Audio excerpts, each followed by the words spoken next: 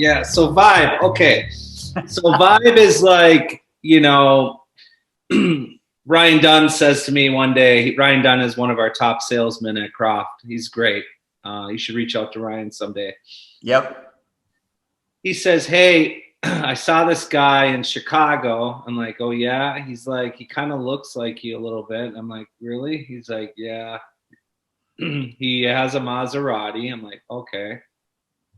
He's like, yeah. I go, well, what? So did you reach out to this guy? He's like, no, I already met up for lunch. I'm like, what's his name? He goes, because he was in Chicago vacationing with his family. And I'm like, what's his name? He's like, JD Frost. I'm like, how do you spell his last name? He's like, Frost, like Frost. And it's like, wait, I'm Croft, Croft. I'm like, this is a little bit weird. And he's like, well, I go, what's your angle? He's like, well, we need somebody to help us with taxes. And I was thinking, like, maybe you guys could, like, I go, I don't want a business partner. Like, no way. Yeah, because you were doing your own tax returns at the time, right? You were preparing them, right? Yes. I was like the Snickers commercial, though, like, not going anywhere for a while.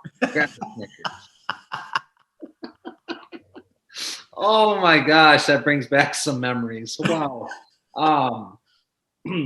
But anyways, so Ryan Dunn's like, I trust Ryan a lot. He's like, you got to get on the phone with him at least. So I get on the phone with JD and I'm like, hey JD, how you doing? And we start talking a little bit. And I'm like, Oh man.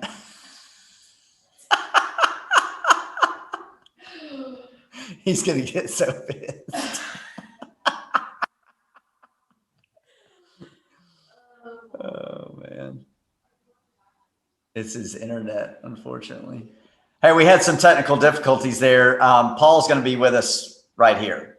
So Paul, we were talking about our core values, right? And we were going through value and our second one, vibe. And you were in the middle of telling a story, I think, when I was up in Chicago.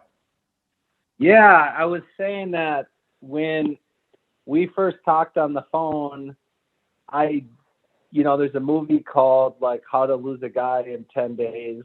And I was just telling you on the phone, I had never met you, that like when people get to know me, they like some of the things I talk about might not make sense to them, but I was like, just frost yourself. Like I have like this vision of like, because if you have something good, like say you had like, a nice watch or something, and then you're like, well, I want to make it a little nicer. You could put diamonds on it, right? So you could just like frost the watch, or, so I was like, well, maybe like this business relationship would be like, just frost yourself, like go around, just frost yourself. And I'm like going off like that on the phone. And the good news is I didn't lose you. You're still here. So, but yeah, I was like thinking about that, and, it was pretty cool. And I started thinking like I think I'd even gotten mail at one point in the mail where it was like Paul T. Frost. And I'm like, this is just kind of weird, that like I'm talking to another guy about like business opportunities, and our last names are really close. Right. So yeah. how that, I was just going to say, what was cool about it for me was, and this core value of vibe is like, we were able to kind of get a good vibe even just through a phone conversation. And, really before we even struck a deal, I mean, we had never even met each other. So we were able to establish that vibe just through talking on the phone. And you being able to watch on social media, getting to know me, I was getting to know you as well. And a lot of that kind of happens with our clients too. Like we can sense whether there's going to be a good vibe with our partners, with people we collaborate with pretty easily. So we had some more technical difficulties. So Paul, why don't you continue on with that part of the story on vibe? Yeah. Well, the vibe, like JD said, value first, and vibe second. So here we're into vibe.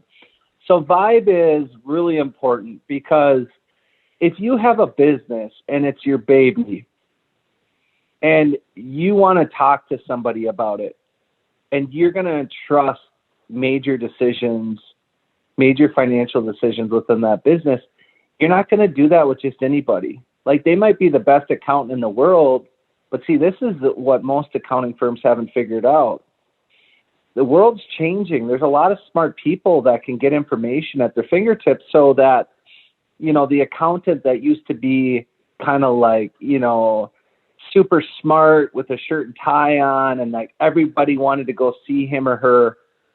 Well, now it's not the 1950s anymore. People want to go see somebody that they can feel like they know and they like and they trust. And that's what vibe is. And vibe, I always said, like, if you're like walking around with someone in Las Vegas, like through one of the big hotels, and you can carry on a nice conversation and you're not bored, you're not sitting there going, oh, like this is like, this sucks. Like, why am I working with this person? Like, dude, like, I'll be walking through Las Vegas, and like some of my friends, they've been like, stop. I'm like, what?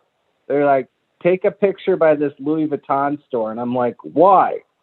And they're like, because you look like the Louis Vuitton designer, Kim Jones. I'm like, shut up. So then they're like, take the picture. And I'm like, take the picture. And like, then I look it up online, and I'm like, oh my gosh, like, this is crazy. They're like, so anyway, you just got to know, like, feel that vibe with somebody, that you're just like having a good time. And I really feel that, like, when you have more fun, you make more money. Yeah, no doubt.